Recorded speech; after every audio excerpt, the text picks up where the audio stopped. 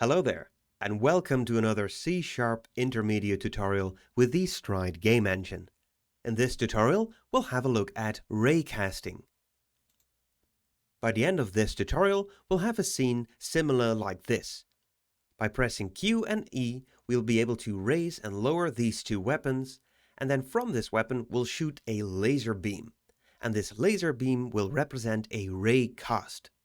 And everything that we do along the way from that raycast from point A to point B will print that information to the screen. We'll learn about the two different ways of raycasting, and we'll learn how to deal with collision groups and other physics settings. I've opened up the starting raycasting tutorial scene from the Scenes folder inside the Solution Explorer. Let's first start at the leftmost weapon.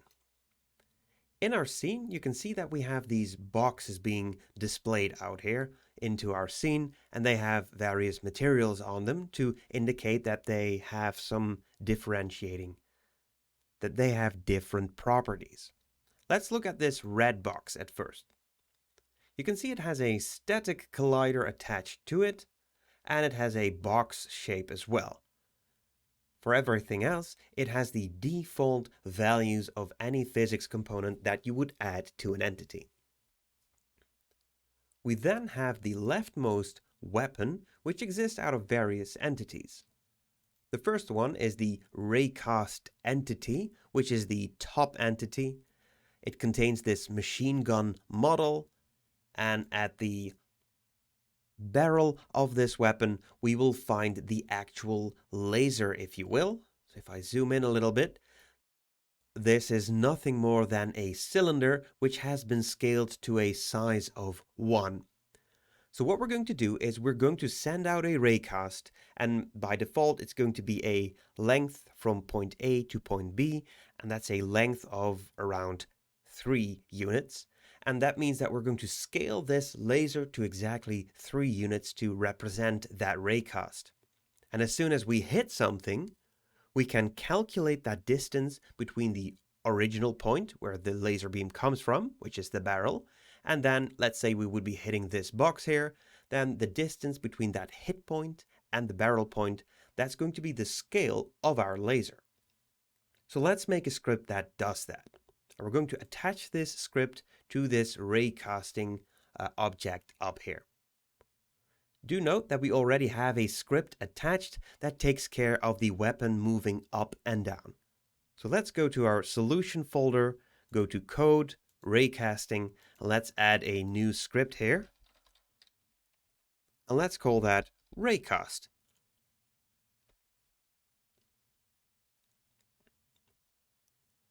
Let's select our Raycast entity and add that component that we've just made. And now let's start coding inside Visual Studio. We'll send out a raycast into the world every time there is a frame update. For that, however, we need a start position and a target position. So we're going to make 2 variables. The first one is start position, which is going to be the same as entity.transform.position, which in our case is the local position of our object, but since it's at the top root of our scene hierarchy, it's similar to the global position. And then we also have an end or target position, and that is similar to the local position, but we'll add a value to it. And since we want to move away from the camera into the z-axis and a positive z-axis, let's add a value of 3. Now let's do the actual raycast itself. In order for us to do a raycast, we need to make use of the simulation or the physics simulation that Stride is currently using. Now, something really important here, if your scene does not contain a physics component, like a collider, static collider, or a rigid body, then the physics simulation is not being initialized by Stride. Luckily, we have all kinds of static colliders in our scene, so we know that the simulation has started. We're going to store a private variable up top, which is going to store the simulation that is going on inside our world. We need to include this using the namespace stride.physics. And once we start our world or start our game, we can actually retrieve this simulation by using this .getSimulation. Now in our update, we can address this simulation object followed by Raycast. And this method has two variants. The first one will return a hit result object. And this object contains information about if we have hit an object along the way, what the position of that hit point might be. And a second variant of this method is a raycast that's being sent out, but instead of a hit result being returned, a boolean is returned, whether we've hit something, yes or no. And let's use this variant in an if statement. So we're going to say if simulation.raycast, we first have to provide the start position, followed by the target position, and then since we're using this particular variant of the raycast method, we have to say out hit result, and let's just call this hit result. So if we hit something, the actual result will be added or set to this hit result out variable. Then we have some additional options as well. These are optional, but for the sake of this tutorial, I do want to include those. The first one is the collision filter group. What does this raycast belong to? Which filter group is that? I'm going to set the default filter. Then we need to set the collision filter group flag. And this is going to determine what does our raycast collide with. Because by default, we might want to collide with every other rigid body or physics object out there, but there are also cases where you might want to ignore certain groups.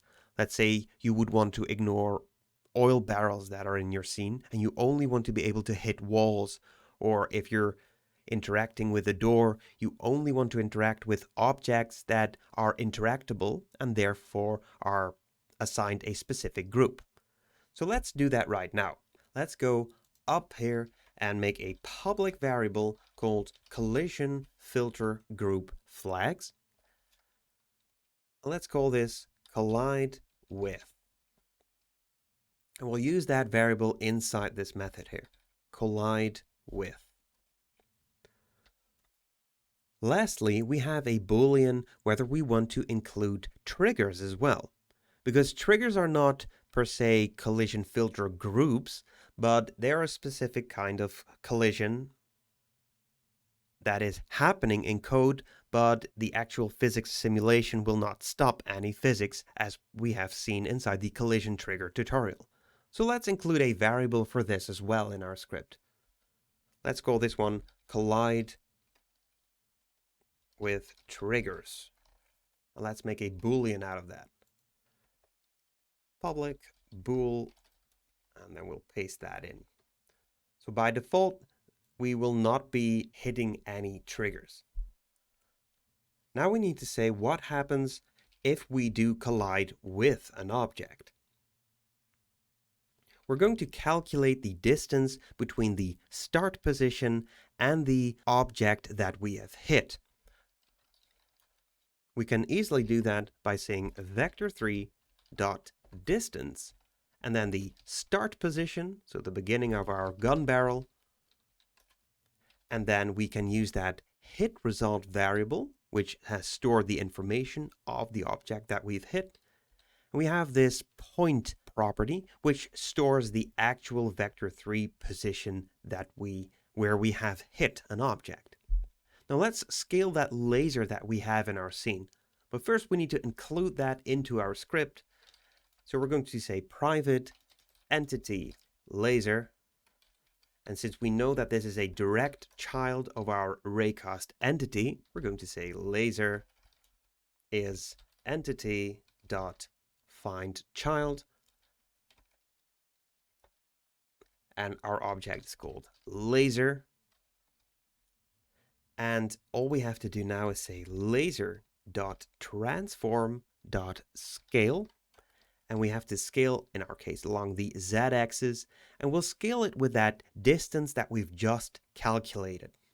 Now let's also set up what happens if we don't hit something. So let's make an else statement for our if statement, and then let's just copy these lines, and instead of calculating the distance between the start position and the hit result, all we have to say is target position. So let's go back to stride, and then if we go back to our Raycast object, we have two new properties. And the first one is collide with, and we have to specify which collision groups it's going to be colliding with. And you'll notice by default we have none selected, which means that if we would be running our game right now, our laser would not be scaled because we would never hit anything. We're going to say that we want to be scaling to all of them. Now let's run our game and see what happens. We load up the raycasting tutorial, and if we press Q to move our object down, notice how our raycast is now being shrunk or shortened to the exact hit point, which is this red box that it's hitting right now. So this is working exactly the way we want it to. However, let's say that in some scenarios you do not want to collide with any of those objects.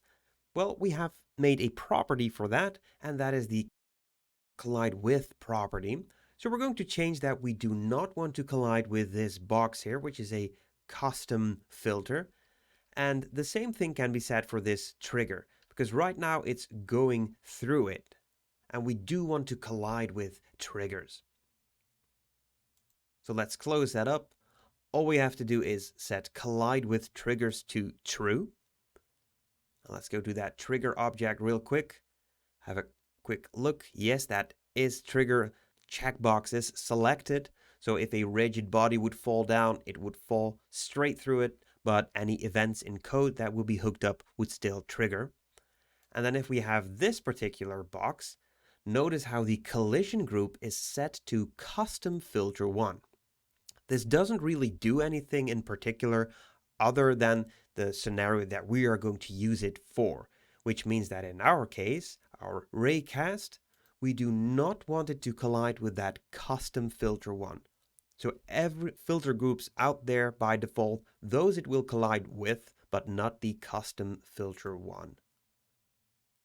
So let's give this one more try. Start up the raycasting scene. And if we move up, notice how our raycast is now going through that custom filter of this blue box that we have here. And that's exactly what we wanted. However, we also said that we do want to collide with trigger colliders, and now our raycast is not going through that trigger of that static collider. So far so good. We've learned about how we can send out a raycast into the world. But what about this weapon on the right? What we're going to do next is a second use case of raycasting, which is called Penetrative Raycasting, which is almost similar to the regular raycasting, with the only difference is that we do not stop the raycast as soon as we've hit our first result. Instead, it will keep on sending out that raycast, and it will give us back a list of all the objects it has hit along the way. So let's make a new script that does this. For this, we're going to be using the Raycast Penetrating Entity, which is similar to the first entity, but now it's a weapon pointing to the right, into the negative Z direction, but it has a similar machine gun model. It has this laser entity scaled to a unit of 1, so pretty much the exact same starting point as with the weapon on the left. So let's make a new script here. Let's call this Penetrative Raycast. And let's add it directly to this scene, to this entity, by saying Penetrative Raycast. There we go. Let's copy the majority of our Raycast script and paste that into the Penetrative Raycast script. So now we have all the same variables, we have the same methods. We only have to include the stride.physics namespace, but we are going to change a couple of things. Let's first remove this if statement. And since we're going into a negative direction right now, let's change that value of +3 to -3. Now, since our raycast will not stop at anything, even though it might have hit something, our laser is always going to be the exact same size. So let's calculate that distance one more time. Distance is vector3.distance. And then we provide that start position and that target position. Obviously, in our scenario, our weapon will not be moving around in the scene that much, so our distance will always be the same. But nevertheless, it's a nice exercise for us to do this. So we can say laser.transform.scale, and then we're going to scale that on the z-axis again, and we'll set that distance. Now for the actual penetrative raycast. Let's do simulation.raycast penetrating, and let's see what methods we have here at our disposal. You can see that in this case we only have one method, and that it is a void method, so we're not going to get back any kind of value. Let's start out by filling in the start position of our raycast, followed by the target position, and then we have something called an eye collection, which is sort of a list of hit results. We're going to be making a variable called hit results, which is a new list of hit results. And a list is an eye collection. So we can fill this in, and this hit results will then be filled by our penetrative raycast. And then again, we can fill in the collision filter group, which is the group our raycast belongs to. Then we set the collide with, which we are going to make editable through this public property. And then we can also say collide with triggers as our final parameter. So we've executed this raycast penetrating method, and the results are stored in this hit results variable. All for us to do now is print out that useful information to the screen to see whether we are actually colliding with none, one, or more objects at the same time. Let's first say if hit results dot count, if that is 0, well then we haven't hit anything. So we can simply say debug text dot print no colliders hit, and we'll print that out onto the screen. Let's store some variables here. Draw X, that's going to be around position 700, and let's also do a draw Y, which is going to be around 100.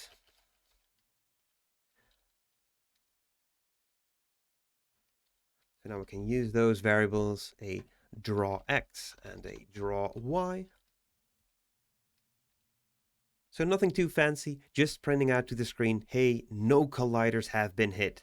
However, if we do have any hit results, then we want to loop over those hit results. We can do that with a for loop or a for each loop.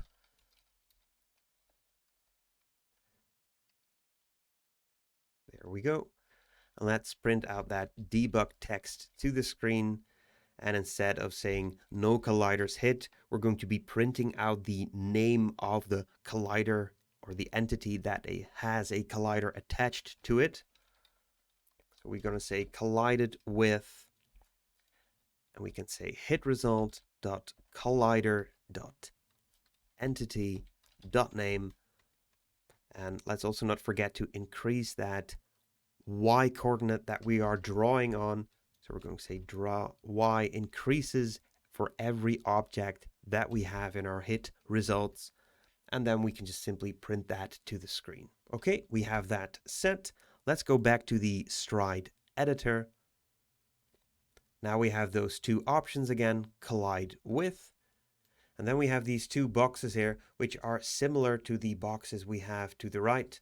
We have an object, if we selected. It has this is trigger checkbox enabled on the static collider. And if we select this blue box, notice how we have custom filter set for the collision group. And then finally, the last one, it just has the default properties for any static collider, which means it will fall into the default filter collision group.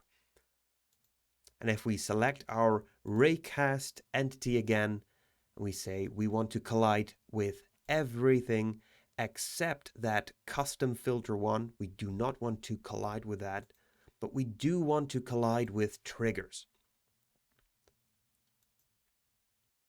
So let's start that raycasting tutorial one more time. And notice by default we have no colliders hit, which is correct. And we have this laser beam being scaled properly. And if we move our weapon down, notice how we have two collisions. We collided with right box 2 and right box 1, which are these two boxes here. And if we move upwards, notice how we are colliding with right box 1, which is this particular box, but we've said that we do not want it to collide with that custom filter one, which is why we do not see that one appearing in our collided with result on our screen. And if we move it upwards, notice how we are colliding with this trigger, which we set with this checkbox. Yes, we want to collide with it. And our default right box, which has the default collision group to it, is appearing in our list as well. And that's it. That pretty much sums up the essence of raycasting. We've learned about the basic raycasts that we can send out, that we have various ways of retrieving the hit result, that it's either stored in a variable that we pass along, or that we get that hit result back right away. And if we do a penetrative raycast, we have to provide a list variable where those hit results are being stored to. We also learned how to get the physics simulation from Stride, and that we always require a physics component in our scene for this simulation to have been initialized. If we would not have done that, our game would have thrown an exception. So it is important that you have any physics component in your scene, whether it's a static collider or a rigid body, as long as it is a physics component. That's it for this tutorial. See you around for the next one.